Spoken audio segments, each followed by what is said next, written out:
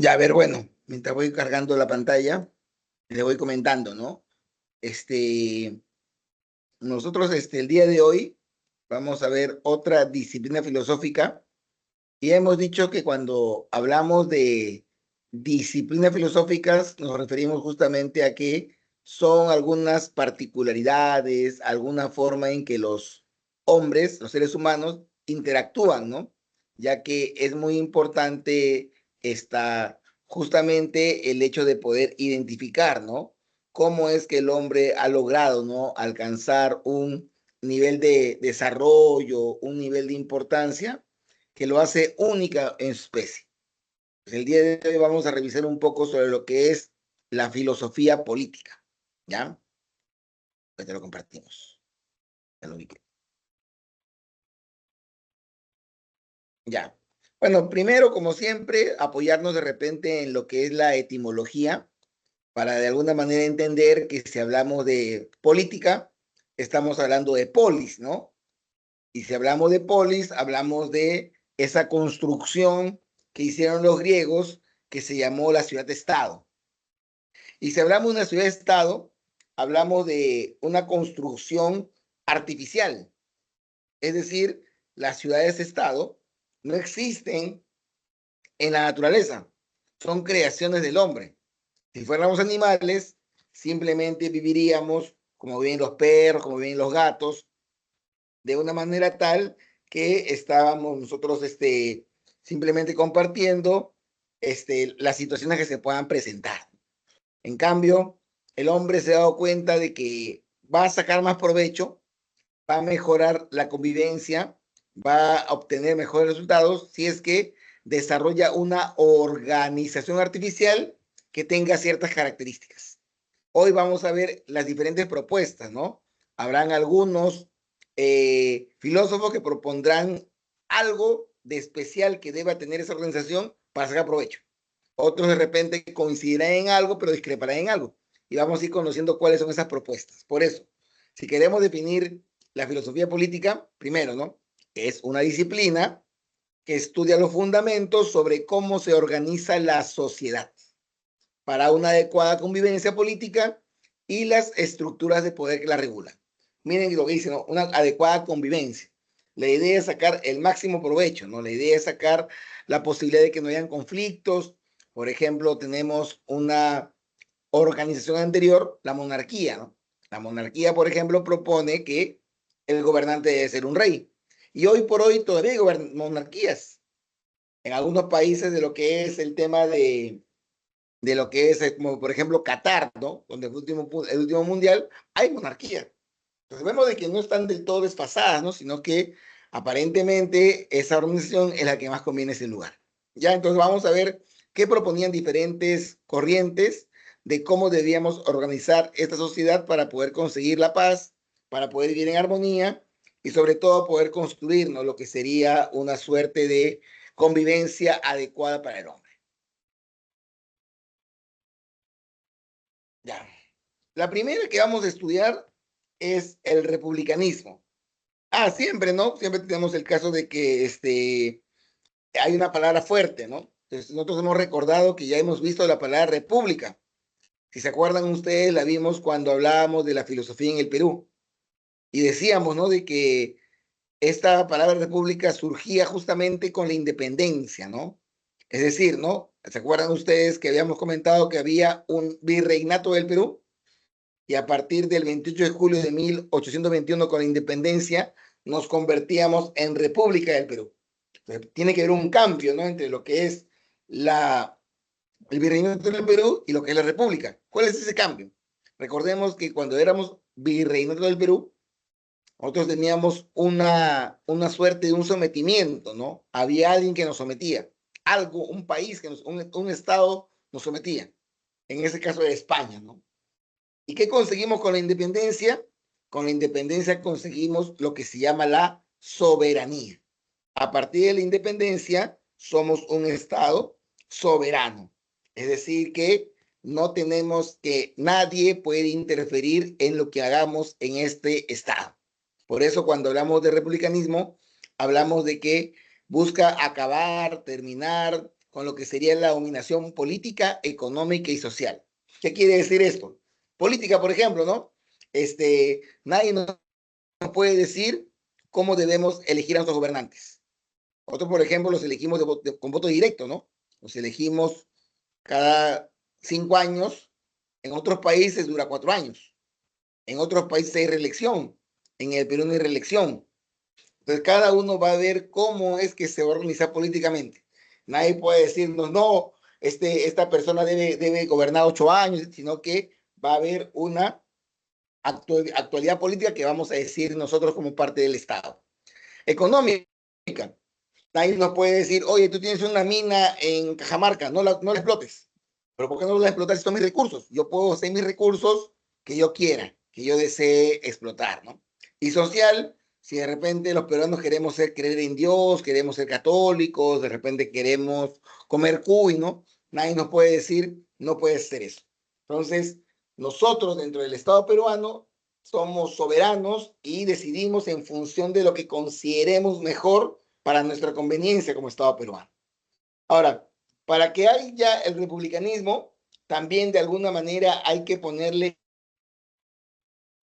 un límite, un alto, un estate quieto a lo que podríamos llamar el poder individual. Por eso el republicanismo surge principalmente contra la monarquía, ¿no? Y la idea justamente es potenciar la existencia de lo que sería la constitución y las leyes. O sea, uno de los principales problemas que tiene la monarquía es justamente ese, ¿no? De que el gobernante se puede convertir en un tirano. Y cuando es tirano, de repente puede empezar a someter al pueblo de una manera injusta. Por ejemplo, ¿no? En un campo de lo que sería el tema de la monarquía, el rey, si de repente una chica le dice que no quiere ser su enamorada, él puede mandarla a matar, ¿no? Porque el rey personifica lo que es el poder judicial, ¿no? El rey puede decir de repente, yo mañana quiero que me paguen de impuesto el triple y las demás personas tienen que someterse. En cambio, en una república es muy importante la existencia de una constitución, porque esa constitución ni siquiera el gobernante va a poder ir en contra de ella. Un gobernante llega y dice, oye, yo soy muy bueno gobernando, ya no me quiero quedar 5 años, quiero quedarme 8. No puedes, la constitución lo prohíbe. Un gobernante dice, oye, yo soy muy bueno, yo quiero empezar a también decir quién va a la cárcel y quién no va a la cárcel. No puedes, la constitución lo prohíbe. Y un segundo requisito es que para que haya un republicanismo tiene que haber una participación activa. O sea, de que no basta solamente con que el ciudadano vote por el presidente cada 5 años, sino que tiene que participar de los asuntos públicos, tiene que involucrarse. Recuerden que república viene de res pública. Res es cosa, pública es cosa, res pública es la cosa pública. ¿Qué significa? Les interesan a todos. Lo público se diferencia de lo privado, ¿no? En lo privado, uno puede en su casa hacer lo que quiera, pero cuando sale a la calle tiene que tener cuidado con la cosa pública, por ejemplo, la limpieza de las calles, por ejemplo, lo que puede ser la educación, ¿no? Son aspectos que deben importar a todas las personas dentro de un Estado soberano. Ya no solamente basta con elegir, sino que debemos de alguna manera tener en consideración qué vamos a hacer. ¿Alguna pregunta sobre el republicanismo? No, Bueno, profe, todo claro.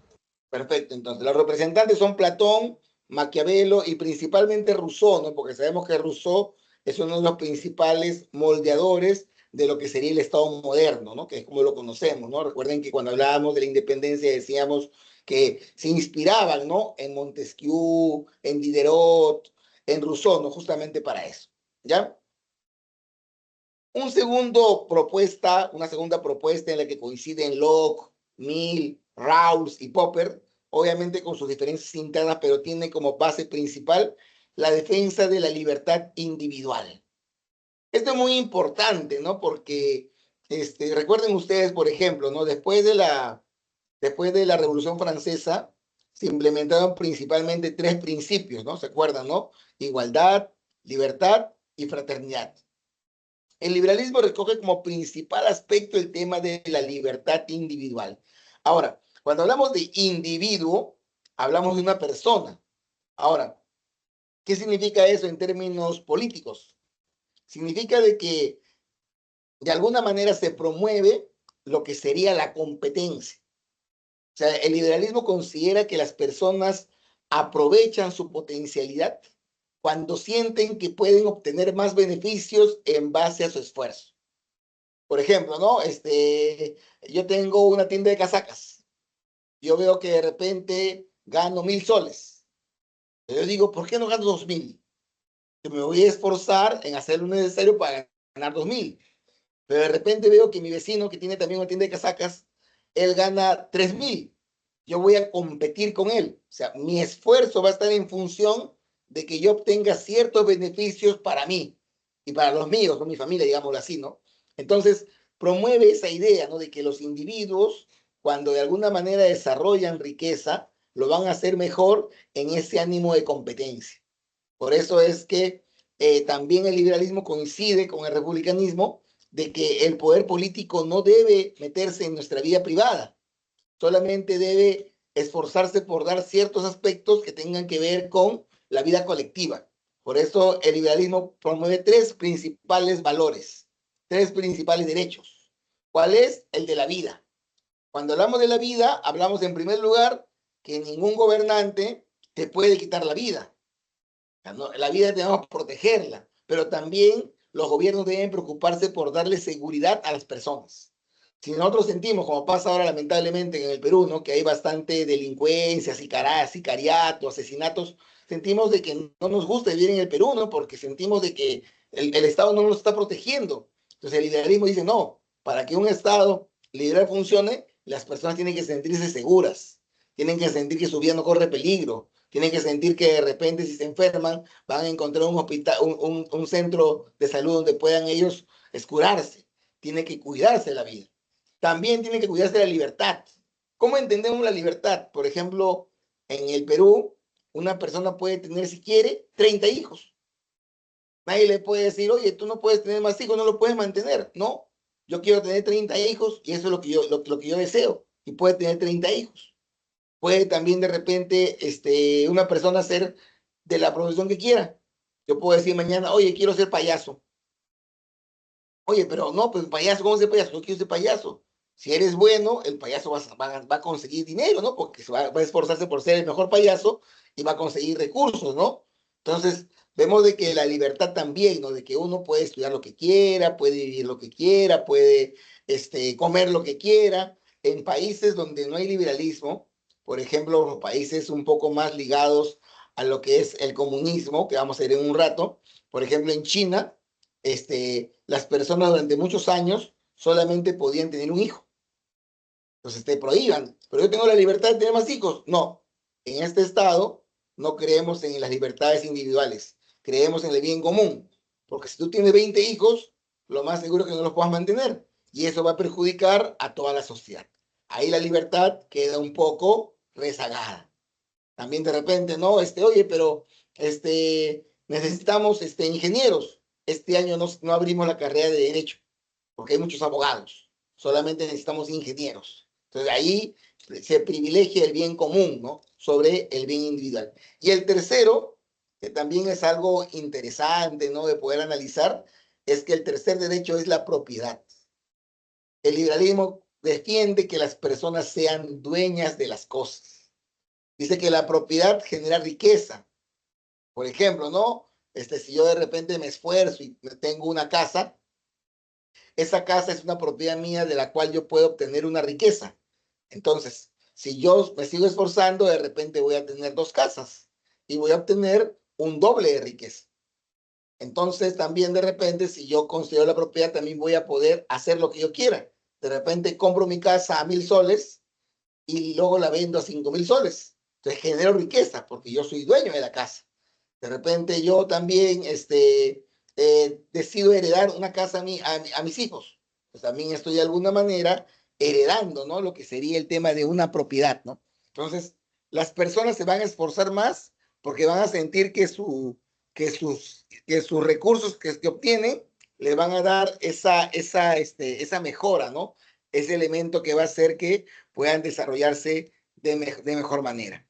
Entonces, aquí la palabra clave sería vida, libertad y propiedad.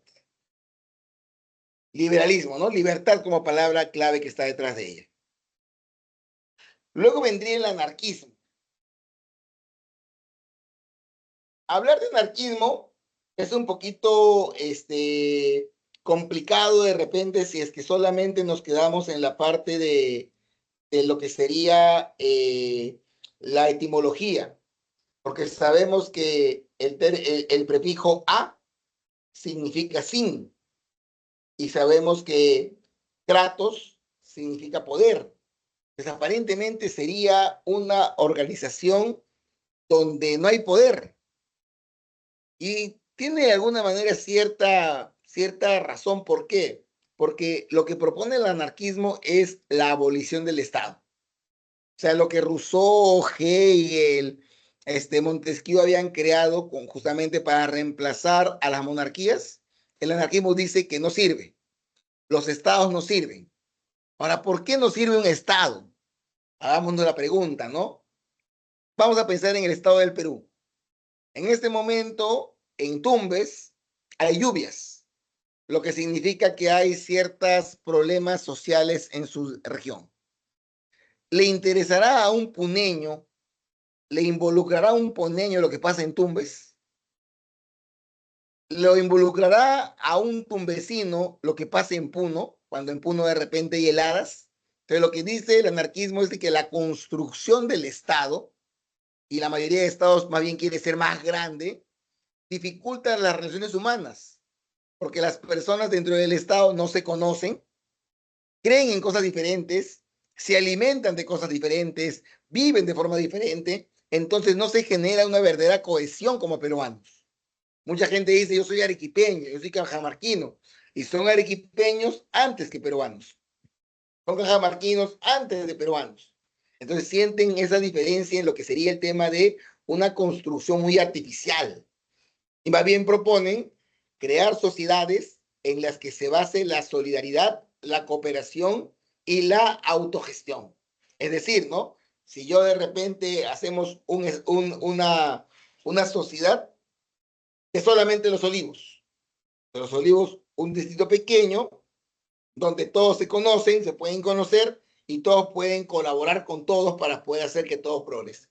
La propuesta es esa, ¿no? De que los estados son muy grandes, son muy complicados porque no hay cohesión, porque no tienen valores comunes, y más bien dicen hay que crear sociedades donde haya solidaridad, cooperación y autogestión.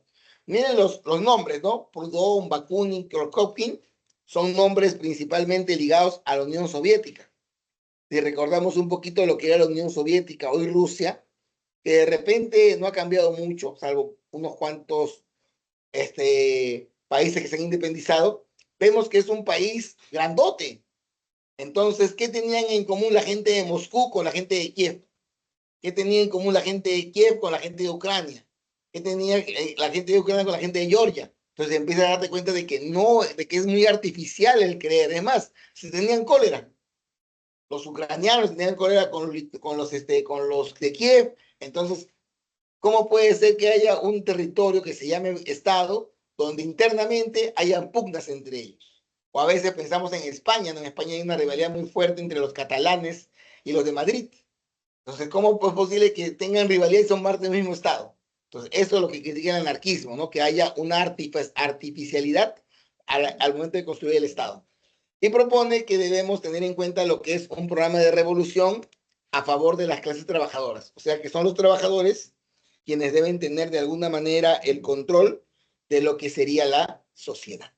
¿Ya? Te vamos viendo tres, ¿ya? Republicanismo, liberalismo y anarquismo. Vamos a ver el cuarto.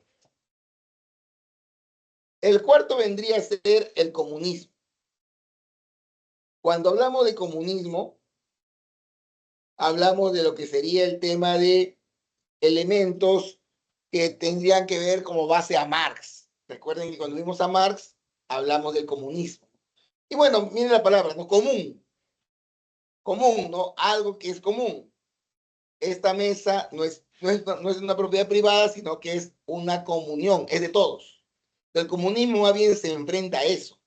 El comunismo dice, no es verdad que el hombre va a sacar su mejor potencialidad si es que compite. si es que actúa como individuo, porque eso que va a generar egoísmo, va a generar ambición, y la ambición y el egoísmo para el comunismo es mala. Lo que debemos tener más bien es una igualdad de distribución de recursos. O sea, es decir, que el comunismo plantea que no exista la propiedad privada. Ahora, eh, el comunismo es una propuesta que ya existía en Platón, pero quien la desarrolla un poquito más es Marx. Y Marx tiene la idea, ¿no? Como conversamos cuando lo veíamos, de que va a ocurrir sí o sí el comunismo. El comunismo no es una opción, es el devenir de la historia. Por eso el comunismo cree en el materialismo histórico. Es decir, que sí o sí se va a producir el comunismo. Sí o sí, no hay forma de que el comunismo no se implante, pero hay un camino, que Marx también lo describe. ¿Qué dice Marx? Que primero los estados iban a convertir en estados socialistas. ¿Qué es un estado socialista? Es cuando los proletarios, es decir, los trabajadores, gobiernan. La idea era quitarle a los burgueses capitalistas los medios de producción, quitarle los estados de tal manera que sea el proletario quien gobierne. Una vez que el proletario se haga del poder en los estados, íbamos a proponer, se iba a desarrollar lo que sería el comunismo. Y el comunismo no tiene países. O sea, cuando el comunismo aparezca según Marx, ya no va a haber Argentina, ya no va a haber Chile, ya no va a haber España, no va a haber Francia, sino que va a haber solamente una humanidad. Todos los humanos van a ser parte de ese régimen comunista, porque no va a haber Estado, no va a haber propiedad privada, y al no haber propiedad privada, no va a haber clases sociales. ¿Por qué, qué determina clase social? Una clase social la determina el tema de, por ejemplo, cuánto dinero tienes. Pero si no va a haber dinero porque tú vas a simplemente vivir de lo que el Estado te asigna, no vas a poder acumular dinero. Si no, va a haber, si no vas a hacer dinero de tu casa, no la puedes vender, simplemente va a ser del Estado, entonces no tienes que acumular. Entonces no va a haber propiedad privada, no va a haber clases sociales, no va a haber Estado. Es una propuesta que también, como vemos, si bien es cierto, nunca existió de manera absoluta, hay países, ¿no? Como Cuba, como China, donde recogen alguno de estas, de estas características, ¿no? Por ejemplo, ustedes saben de que en Cuba hay una planificación alimenticia, ¿no? Sí, sí tienen un sueldo, por ejemplo, o sea que no son del todo comunistas, pero la mayor cantidad de recursos son asignados por el Estado, ¿no? El Estado reparte casa por casa las lentejas para un mes, el arroz para un mes, de tal manera que ellos se tienen que acomodar a esa distribución que se tiene, ¿no? En el caso de China también, ¿no? Hay ciertos parangones, como por ejemplo el tema de la educación, ¿no? Una educación pública, ¿no? En la cual se privilegia lo que sería el tema de el aspecto común, ¿no? Entonces, también, ¿no? Hay ciertas orientaciones que podemos reconocer la idea del comunismo. Y esto también es muy interesante, ¿no? La propuesta del comunitarismo. ¿Qué propone el comunitarismo? El comunitarismo lo que propone es que, vamos a verlo así ya, tiene una pequeña, de repente, un pequeño parecido con el anarquismo, en el sentido que también considera que los estados, cuando son muy artificiales, no generan una verdadera cohesión de las personas que lo integran. Entonces él considera el comunitarismo de que para poder hacer que un grupo humano, una sociedad se desarrolle, tienen que tener valores comunes, tienen que tener tradiciones comunes, tienen que tener costumbres comunes. Considera que los individualistas nunca llegan lejos porque los individualistas van a competir siempre y se van a poner zancadillas. Y al fin y al cabo, la sociedad no se va a desarrollar. Entonces, ¿qué proponen los comunitaristas? Yo me animaría, de repente alguno de ustedes ha escuchado o ha visto unas fiestas que son los matrimonios de la gente principalmente de Huancayo, que son los más comunes, también hay en Puno, también en Cusco, que se llaman las palpas. ¿Qué son las palpas? Las palpas son una fiesta en la que cuando se casan las parejas, son matrimonios muy diferentes de repente a matrimonios individualistas como los que hay en Lima. De repente se casa tu primo y te escucha a tu mamá y a tu papá decir, vamos a regalarle un juego de sábanas. De repente vas a la fiesta y ves que los regalos son juegos de sábanas, tenedores, por ahí de repente una licuadora. Es decir, que de alguna manera uno se esfuerza por cumplir, pero no por ayudar a la nueva pareja. Porque una nueva pareja cuando se forma, ¿qué requiere? Requiere casa, requiere un carro, requiere refrigeradora, requiere televisor, requiere muebles, requiere cama. Y definitivamente un juego de cubiertos no va a satisfacer esas necesidades. Pero en estas fiestas de las palpas, los regalos son esos. Hay gente que llega regalando 10.000 soles. Hay gente que llega regalando una cama con colchón, con todo el juego de dormitorio. Hay gente que llega regalando una refrigeradora. Hay gente que llega regalando un carro, un terreno. Todos tienen que ponerle dinero a la ropa del que se casa. Le ponen billetes de 100, de 200, de $100. ¿Por qué? ¿Qué está detrás de eso? Detrás de eso está una visión comunitarista. Es decir, ¿no? Los huancaínos, de repente, los jaujinos, dicen, ¿no? Si estas personas que se casan sin recursos, empiezan de cero. Es decir, no van a poder generar riqueza, porque de repente entre los dos ganan 5.000 soles, pero en el alquiler, en la comida, en la salud, en el transporte se gastan la plata. Entonces nunca van a generar riqueza. Pero ¿qué pasa si pasa lo contrario? Si la comunidad les da lo básico, entonces ellos ya no van a gastar en alquiler ya no, y todo lo que ganen va a ser riqueza. Y si tienen riqueza van a poder seguir invirtiendo y van a ser más ricos. Y si son ricos, no millonarios, no como de repente un minero, ¿no? Pero una vida acomodada, cuando se case ya otro miembro de la comunidad, ellos también le van a poder regalar algo caro, porque es una comunión de pensar en todos. Por eso que decíamos que también que tienen que ser visiones compartidas, porque ¿qué pasa si de repente se casa un limeño con una huancaína? Y de repente le regalan de todo, pero luego se casa el primo de la huancaína y el limeño le dice, oye, no hay que regalar nada. Rompes la armonía de lo que sería el tema de la forma como estás tú tratando de hacer de que la comunidad se ayude. Entonces ya con esa riqueza, de repente, ¿no? Este señor que le regalaron todo para hacer cuando se casó, generó de repente lo que sería una tienda de repente de ropa.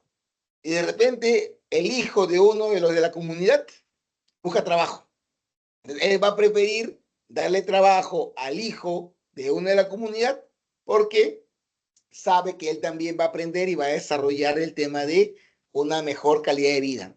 Entonces, el comunitarismo considera eso, ¿no? De que hay que vivir en colectividad, de que hay que tener una visión compartida, de que hay que hacer que las cosas tengan mejor, una mejor forma de convivencia, ¿no? De tal manera que podamos realmente tener claro qué es lo que debemos hacer a la hora de poder procesar el tema de la mejor beneficio para la forma en que vivimos.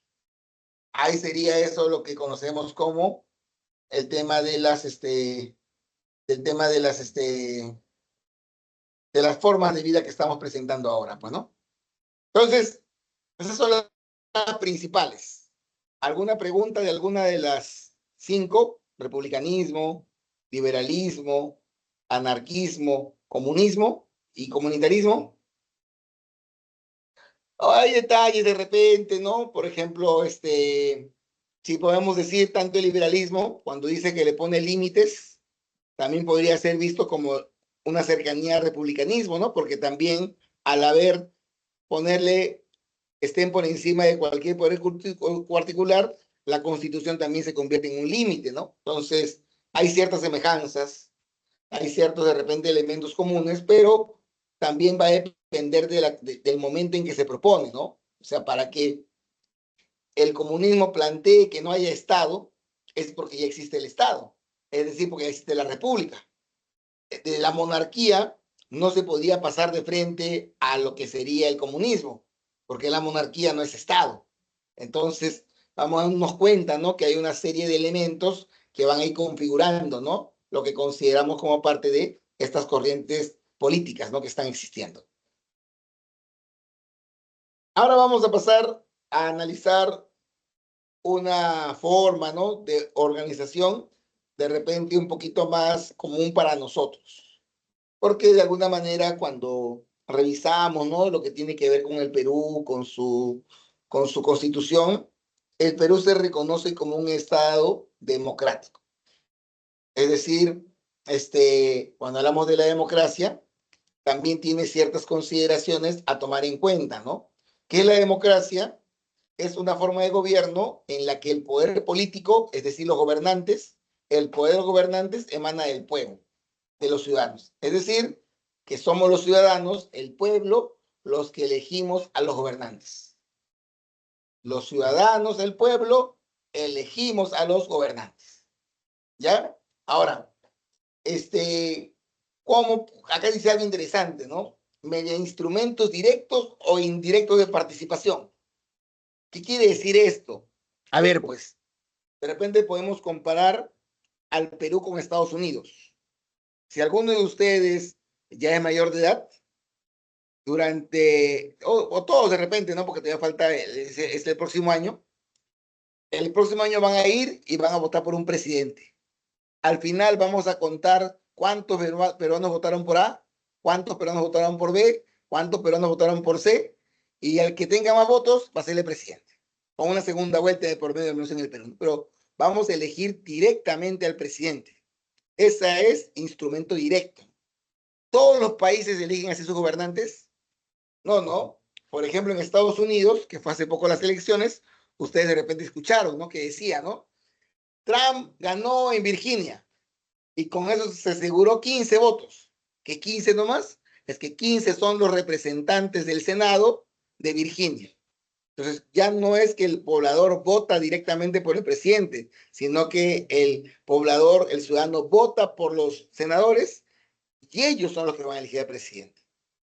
Han habido casos en Estados Unidos que el presidente no ha sido el que tiene más votos de estadounidenses. Es decir, el candidato A de Estados Unidos sacó 1 millón de votos en todo Estados Unidos. El candidato B sacó 900,000, pero el candidato B fue presidente porque tuvo más representantes, porque de repente ahí es una cifra un poquito diferente de poder distinguir, pero puede ocurrir, ¿no? ¿Por qué? Porque ahí se basa en función de los estados. Entonces, directo quiere decir cuando uno mismo toma la decisión, e indirecto es cuando hay un representante. En nuestro caso, por ejemplo, el tema del poder indirecto nuestro es con los congresistas, ¿no? Los congresistas los elegimos nosotros y ellos son quienes hacen las leyes. Ellos son los que de alguna manera determinan cuáles son las leyes que se van a tomar en consideración. Ahora, para que haya un Estado, tiene que ser una organización política, es decir, debe haber una jerarquía y debe haber soberanía, ¿no? Es decir, debe haber lo que decíamos antes, ¿no? Independencia, autonomía. Y tiene 4 elementos: el gobierno, el pueblo, el territorio y el Estado de Derecho. ¿Qué quiere decir esto? Gobierno quiere decir de que debe haber una autoridad política. O sea, no puede, un Estado requiere que haya autoridades, requiere que haya personas dentro de la sociedad que sean quienes tomen decisiones. Debe haber un pueblo, es decir, deben haber personas que tengan algo en común. Ahí viene la crítica, ¿no? ¿Qué en común tiene de repente alguien de Puno con alguien de Cajamarca? Un vínculo histórico, por eso es que nos esforzamos mucho en promover los héroes, ¿no? Que Miguel Grau sea un héroe de Piura, de Tacna, para generar identidad a partir de los héroes. Un territorio, es decir, un espacio geográfico, y un Estado de Derecho, es decir, que hayan ciertas normas que deban cumplirse. Vamos a pensar en el tema territorio. De repente ustedes han escuchado de los gitanos. Los gitanos son una comunidad, son un pueblo, pero que no tienen país. Los gitanos pueden vivir en España, pueden vivir en Francia, pero no tienen un país. Tienen una cultura común, es decir, son un pueblo. Es más, tienen un gobierno porque tienen una persona que los dirige, pero no tienen territorio. Por eso no hay un Estado de gitanos. También en su momento lo mismo ocurría con lo que eran los de Israel. Ustedes verán, ¿no?, que a veces hay conflictos entre Israel y Palestina, principalmente. ¿Por qué? ¿A qué se debe ese enfrentamiento? Ese enfrentamiento se debe a que los judíos no tenían país, no tenían territorio, pero sí existen como cultura, sí existen como pueblo judío. ¿Y qué ocurrió? Ocurrió que después de la Segunda Guerra Mundial, las Naciones Unidas les dijo a los judíos, ustedes van a vivir acá, este va a ser su territorio, en lo que ahora es Israel, ¿no? Pero ese lugar que les dijo las Naciones Unidas que era su territorio de Israel, era de los palestinos, que los palestinos no quieren que ellos entren. Y los judíos dicen, pero yo tengo este territorio que ahora es mío. Y ahí empieza el conflicto entre ellos. Porque también tiene que ver un toque religioso, ¿no? Porque también es tierra santa, ¿no? Es tierra donde hay ciertos hechos históricos para tanto los musulmanes como para los judíos que hacen que esa tierra sea mucho más importante, ¿no? Pero lo que queremos mostrar es de que no todos los pueblos tienen territorio. Entonces hay que tener en cuenta eso como para poder también entender mejor lo que es el Estado. Otro concepto importante es el concepto de Estado y sociedad civil.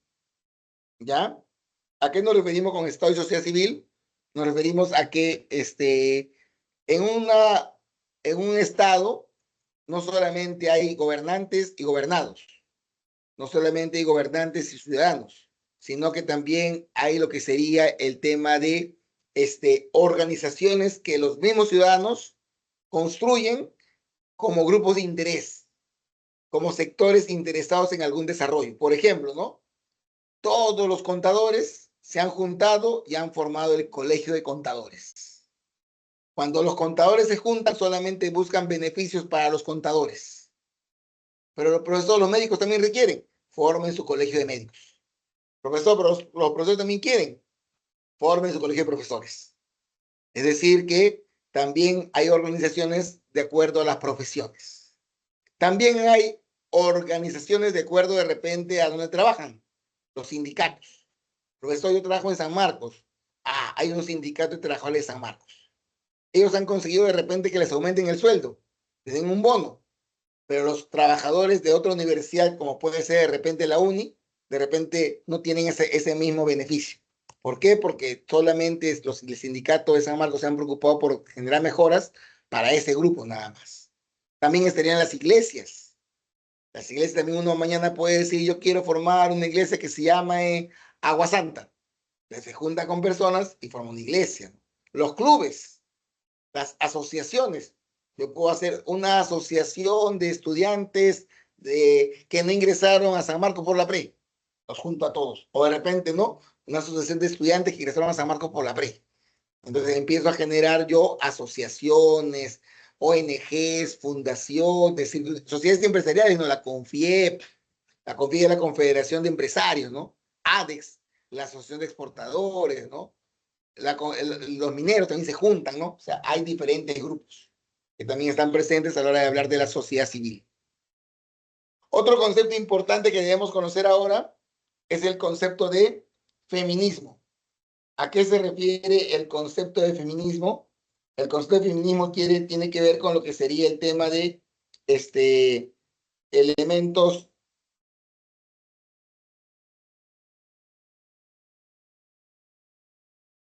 A ver, ¿cómo podríamos explicar esto? De la siguiente manera, ¿no? A ver, nosotros nos esforzamos por decir que el hombre y el varón y la mujer deben tener iguales condiciones. Y eso es lo que promueve el feminismo, el verdadero feminismo, no, no de repente un poco ultra que ya quiere de alguna manera enfrentar, ¿no? Al hombre con la mujer, ¿no? Sino lo que se quiere es que haya una igualdad de oportunidades, que se evite la discriminación, que se evite la violencia contra las mujeres. Ahora, una pregunta que surge, ¿no? Y que justamente muchas veces genera debate en los medios de comunicación es la siguiente, ¿no? Cuando yo mato a una persona, yo soy un homicida. Si yo mato a un hombre o una mujer, soy un homicida. Pero cuando hablamos de repente del feminicidio, hablamos que de repente dentro de matar a un hombre o una mujer es más grave matar a una mujer. Es más grave matar a una mujer. ¿Por qué? Porque habrán algunos conceptos que puedan de alguna manera en este momento de la evolución histórica del hombre considerarse, ¿no? Biológicamente, la mayoría de varones tiene mayor fuerza que la mayoría de damas. biológicamente, ¿no? Físicamente tienen un cuerpo más ancho, tienen mano más grande, tienen un poco más de volumen, salvo de repente alguna dama que se dedique a hacer pesas o algún tipo de deporte rudo, obviamente puede ser la diferencia, pero de manera común, entonces, si yo de repente voy a la calle, ¿no? Y no, para no poner un ejemplo personal, si una persona va en la calle y se pelea con otro hombre, lo más seguro es que termine en la comisaría y luego ambos lo liberen porque es una pelea entre comillas de dos personas adultas que tienen algún tipo de rencilla. Pero si yo le pego o si la persona le pega a una mujer, ya esa persona lo más seguro es que ya no salga de la comisaría, sino que sea procesado para ir a la cárcel, porque hay una asimetría, ¿no? De poder físico. Entonces, hay que cuidar eso. Por eso es que cuando se habla de temas con las mujeres, hay que tener cuidado con eso porque hay ciertas diferencias, ¿no? Que también deben buscar para poder buscar que se evite ese abuso que se pueda dar, ¿no? En realidades como la nuestra, también en muchos casos, el varón es quien sustenta los hogares. Entonces, ese varón es quien tiene el sueldo. Entonces, muchas veces puede de repente la esposa decir, yo no le denuncio a mi esposo que me pega porque si lo denuncio, ¿quién me va a dar para poder hacer el mercado? Entonces, eso se tiene que cambiar. La mayoría de presidentes electos han sido hombres. Entonces, hay que ver cómo potenciamos la participación de la mujer en política. Entonces, el feminismo lo que busca es eso, ¿no? Eliminar toda discriminación, toda violencia, hacer que tanto hombres y mujeres tengan las mismas oportunidades de desarrollo. Otros dos conceptos, el concepto de tolerancia y el concepto de pluralismo. ¿A qué nos referimos con el concepto de tolerancia? Ya sabemos, ¿no? ¿Qué quiere decir la tolerancia? Quiere decir que nosotros debemos saber de que cada uno en la libertad que tiene puede pensar en diferentes cosas. Por ejemplo, de repente en este entorno hay en el salón católicos y evangélicos. Una de las diferencias entre católicos y evangélicos es que el católico se permite tener imágenes. La imagen de la Virgen, una imagen de Cristo crucificado, hasta de repente una imagen de Dios, aunque Dios no tiene cuerpo, ¿no? Así que no podríamos dibujar a Dios, ¿no? Generalmente lo dibujan de cabello blanco, blancón, de ojos celestes, ¿no? Entonces de repente si yo soy evangélico digo, oye, pero si yo creo de que esto es un pecado porque ellos son lo que llamaríamos la idolatría de imágenes, voy a empezar a destruir todas las imágenes. Y voy de repente a la iglesia tal y empiezo a romper, a tirarle pintura, a ello sería intolerante, ¿no? Porque tengo que reconocer que hay diferencias, hay diferentes formas de ver el mundo, hay que ser tolerante, ¿no? De repente sabemos que en la India la vaca es un ser sagrado. Yo voy a la India y digo, voy a comerme una hamburguesa. No, pues porque digamos de alguna manera hay que reconocer el tema de que de repente en ese entorno la vaca ocupa un lugar importante, ¿no? O incluso también hay lugares en la India que hay templos para las ratas, ¿no? Yo voy al templo para las ratas y voy a llevar veneno para ratas y voy a matar todas las ratas. No, porque en ese entorno las ratas ocupan un lugar importante, ¿no? Y el pluralismo también tiene que ver como su especie, su complementariedad, ¿no? Es reconocer que hay diversidad religiosa, hay diversidad valorativa, hay diversidad cultural, hay diversidad política, hay diversidad étnica y que esas diferencias debemos de alguna manera respetarlas, ¿no? No pensar que uno es mejor que otro. Los valores democráticos son los valores que de alguna manera se presentan a la hora de que de lo que decíamos, ¿no? De que ciertos elementos se van a dar que van a fomentar lo que es la convivencia democrática, ¿no? Libertad, igualdad, justicia, serían valores que ayudarían a mejorar la convivencia entre los hombres. Y este concepto del Estado en la era global nos hablaría un poco de lo que sería algunas ideas. Por ejemplo, ¿no? De repente se acuerdan ustedes de que hace unos años el Perú entró en un conflicto con Chile por definir el límite marítimo. ¿Qué hubiera pasado hace 100 años? Que el Perú le declara la guerra y el que gana la guerra se queda con lo que quiere quedarse. Pero hoy ya no pasó eso. ¿Qué hicieron Perú y Chile?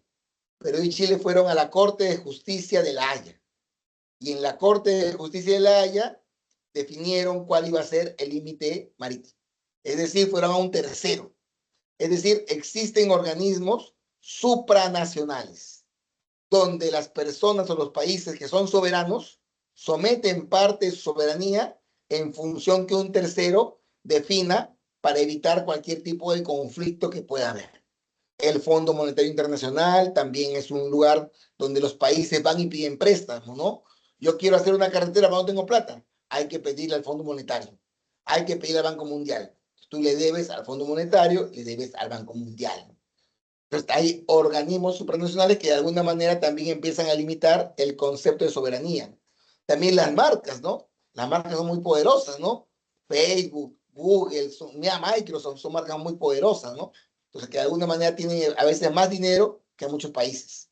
Entonces, hay que preguntarnos por eso, ¿no? Si es que realmente se puede hablar de soberanía cuando hablamos de esas instancias macronacionales, supranacionales. Y también hay que hablar un poquito de por qué los jóvenes ya no están interesados en participar en política. Si de repente ya los partidos políticos es algo vetusto, ¿no? Algo que ya no debe ser considerado porque ya nadie quiere estar en eso. Pero la respuesta de repente, después de una reflexión, es que sí se requiere que los ciudadanos participen en los asuntos públicos. No se puede dejar de participar en asuntos públicos. Si se deja de participar en asuntos públicos, lo más seguro es que ya no se pueda promover algún tipo de desarrollo social, ¿no? Porque realmente es eso para poder generar, ¿no?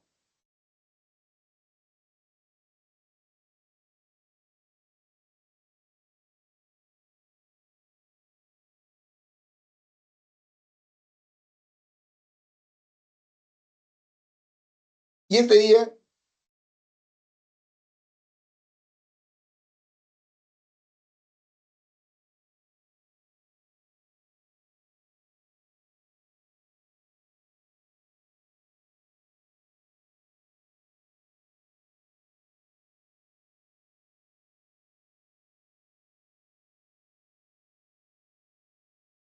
y estos son los principales conceptos que podemos tener. Ya de manera general, ¿habrá alguna pregunta, alguna duda que puedas generar? Y luego de repente después hacemos ya un repaso, ¿no? Y poder tener en cuenta algún tipo de detalle que se pueda dar.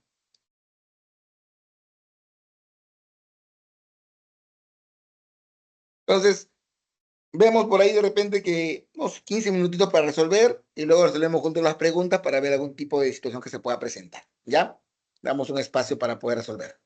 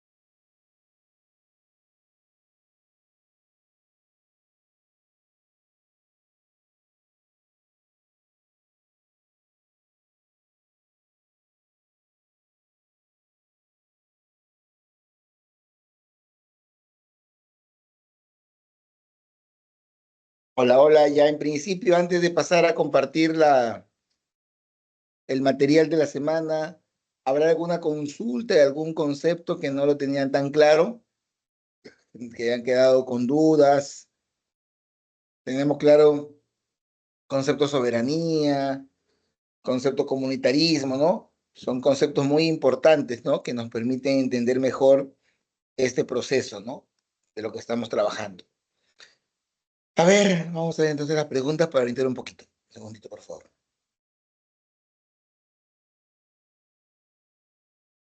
Mm,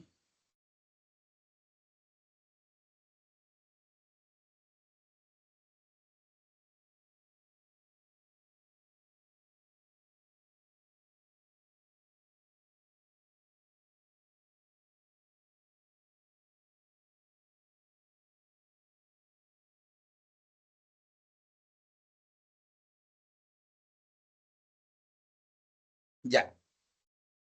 A ver, vamos a compartir pantalla.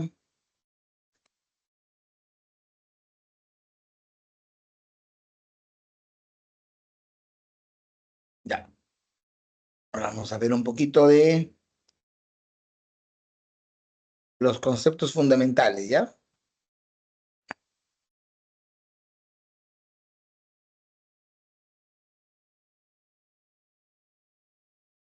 Bueno, vamos a ver algunos puntos de glosario. De repente por ahí algo no ha quedado claro en el glosario. Recordemos algo, ¿no? Primero, cuando hablamos de la dictadura del proletario, es la propuesta, ¿no? En la que Marx principalmente defiende, ¿no? Que sería el Estado socialista, ¿no? Que es cuando el proletario toma el control de los medios de producción y del gobierno, ¿ya? Cuando hablamos de contrato social, hablamos de que justamente para que, por ejemplo, ¿no? A mí nadie me preguntó si yo creo que debería tener la mayoría de edad a los 18 años. A mí nadie me preguntó si yo quería nacer en Perú. Sin embargo, todos de alguna manera en la sociedad, no es una firma de un contrato, pero sí simbólicamente representa de que por vivir en este lugar, por tener ciertas características, de alguna manera hemos nosotros generado un acuerdo en el cual estamos de acuerdo con participar, ¿no? De las normas de este lugar. Entonces, por eso el contrato social es ese acuerdo hipotético, ¿no? Que da origen a la sociedad política. Ya, porque si no, de repente yo en este momento diría, pero yo soy más fuerte que tal persona, ¿por qué no le pego mejor? Entonces yo diría, pero yo nunca acepté que me metieran a la cárcel si es que le pego a alguien. No, es un contrato social hipotético que genera esa suerte de condicionamiento de todos hacia esa situación. Cuando hablamos de gobierno mixto, es el gobierno que de alguna manera presenta elementos de diferentes tipos de gobierno, ¿no? De tal manera que hemos dicho, ¿no? Que no necesariamente la República es República del Perú, pero también seguimos principios liberales, ¿no? Hay libre mercado en el Perú, ¿no? Entonces vemos de que hay estas formas de organización política que hemos estudiado pueden convivir también, ¿no? Cuando hablamos de estado de naturaleza, hablamos, ¿no? De que, si bien es cierto, hemos dicho que el estado, por ejemplo, es una construcción artificial, es decir, no existe en la naturaleza, el hombre no siempre vivió en estados, tampoco en reinos, tampoco en polis, sino que en algún momento el hombre también vivió de manera natural. Ese es el estado de naturaleza. Cuando hablamos de la libertad negativa, es cuando generalmente lo que ponemos es que pensamos, ¿no? Que de repente solamente bastaría con el tema de no verse limitado por algo o alguien. Es decir, ¿no? Cuando el liberalismo de repente propone, ¿no? Que cada uno puede hacer lo que desea, vemos de que sería una libertad negativa. Sin embargo, el concepto de libertad positiva estaría más asociado al comunitarismo. Es decir, que yo en la libertad me asocio para poder alcanzar la realización personal y con mi realización personal también obtengo la realización colectiva, es decir, de la comunidad. Cuando hablamos de los principios de justicia, vamos a hablar principalmente de un teórico del Estado que se llamó John Rawls, quien dice, ¿no? Cada individuo debe tener derecho a la mayor cantidad posible de libertad que sea compatible con una libertad semejante para todos. Es decir, se propone, ¿no?, de que la libertad debe ser un eje importante para el ser humano, de tal manera que debemos alcanzar las máximas libertades. El segundo principio, ¿no? Cuando hay desigualdades socioeconómicas, han de ser estructurados de manera que sean para mayor beneficio de los menos aventajados, de acuerdo con un principio de oro justo. ¿Esto qué quiere decir? Por ejemplo, ¿no? De repente, ustedes saben, ¿no?, que si ustedes ganan, no me acuerdo del monto exacto, pero pongamos 3.000 soles. Si ustedes ganan de 3.000 soles, menos de 3.000 soles, no pagan impuesto a la renta. Si ustedes ganan más de 3.000 soles, pagan impuesto a la renta. Pagan el 8% de sus ingresos. Pero si ganan de repente más de 5.000, ya pagan el 9%. Si ganan más de 10.000, ya pagan el 10%. Es decir, que no todos van a pagar la misma cantidad de impuestos. Al menos el impuesto a la renta va a ser pagado en función de la cantidad total de ingresos que uno tiene. Entonces ahí tenemos lo que serían los principios de justicia, ¿no? En cuanto a lo que sería el tema de hay que darle mayor a los aventajados, hay que darle mayor carga, y a los menos aventajados hay que darle menor carga. También, ¿no?, el otro principio es que los cargos y las funciones sean asequibles a todos. Es decir, que todos puedan acceder a ser ministros, todos puedan acceder a ser congresistas, que no haya ninguna limitación, salvo de repente el tema de la delincuencia, ¿no? Que si tienes alguna sanción política por haber cometido algún acto de delincuencia, ya no puedas acceder a cargos públicos. Cuando hablamos de la situación neocontractual, es un nuevo contrato, ¿no?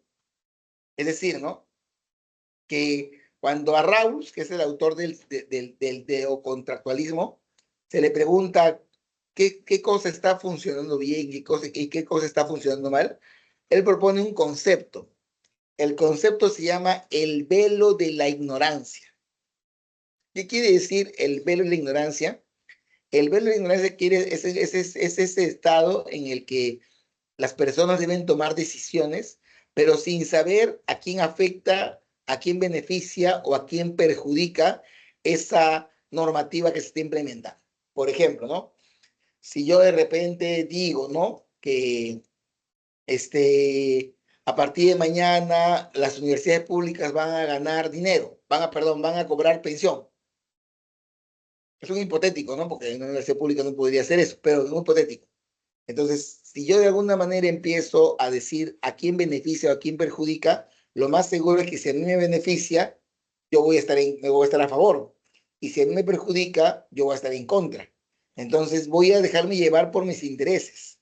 En cambio, en una posición de lo que denomina Rawls como el velo de la ignorancia, nos va a permitir ser imparciales, de tal manera que vamos a poder elegir sin necesidad de pensar si ese elemento beneficia o perjudica. Por ejemplo, ¿no?, si yo digo, las personas que cometan actos de violación van a tener una sanción de 30 años. Yo no estoy pensando si yo conozco o no conozco a alguien que ha cometido ese acto, sino estoy pensando en que ese acto va a generar un mayor beneficio, ya que evitaría el tema de que las personas puedan querer, ¿no?, cometer esos actos. Entonces, el ver no es eso, ¿no? Es buscar la imparcialidad. Ya, si yo de repente digo, hablando de repente de estados soberanos, ¿no?, digo algo en función de beneficio para un estado, lo más seguro es que yo como estado que no se beneficia voy a estar en contra.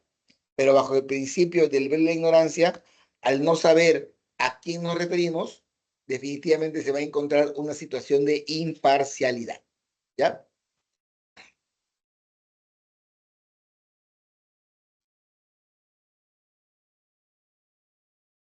Ya. A ver, un segundito, por favor.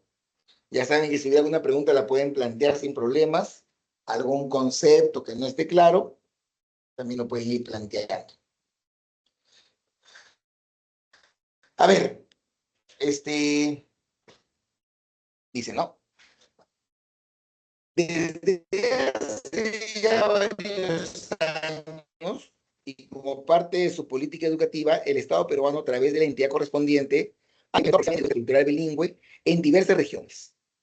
Como parte de esta práctica, el Minedu exige que donde se hable una lengua originaria, el docente debe ser competente en dicha lengua, en beneficio de los estudiantes de dichos lugares, donde la lengua materna no es el castellano. Por eso, se debe afirmar que el Estado peruano No estamos hablando en este caso de alguna pedagogía, ¿no? No tiene nada que ver la pedagogía, ¿no? Porque no estamos hablando de algún tipo de enseñanza. No estamos hablando de una innovación educativa. Estamos hablando principalmente de que, si decimos, ¿no? De que donde hablen quechua, es conveniente que el docente hable quechua. Que donde hay aymara, el docente hable aymara. Lo principal que estamos reconociendo es una diversidad cultural, ¿no? Ya sabemos que las lenguas son parte, ¿no? De lo que sería la diversidad cultural. Entonces, tampoco estamos hablando del castellano como nivel regional, ni mucho menos problemas de la educación. Estamos diciendo de que si hay lugares donde hay un idioma predominante, debemos procurar mantener la importancia de ese idioma. Por eso, en este caso, creo que está claro que sería la alternativa C. 2.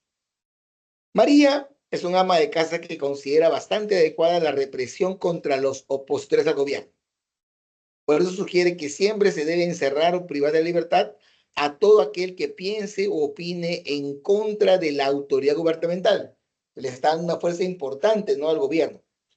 En relación con las ideas de María, un exponente político del liberalismo, ¿qué opondría? ¿Qué opinaría, perdón?